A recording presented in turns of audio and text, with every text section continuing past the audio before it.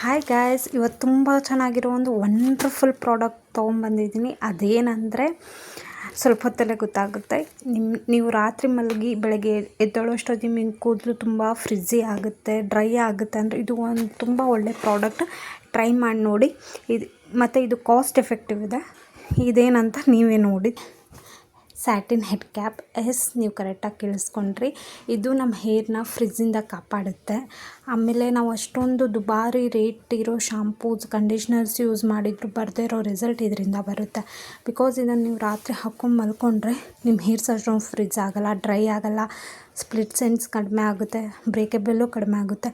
ಇದು fridge curly hairs ಇರೋರಿಗಂತೂ ತುಂಬಾ useful, ಹಾಗೂ ಫ್ರಿಜ್ ಹೇರ್ ಇರೋರಿಗೂ ಯೂಸ್ಫುಲ್ಲು. ನೀವು ಟ್ರೈ ಮಾಡಿ ನೋಡಿ. ಜಸ್ಟ್ 89 ರುಪೀಸಲ್ಲಿ ನಾನು ಇದನ್ನು ತೊಗೊಂಡಿದ್ದೆ.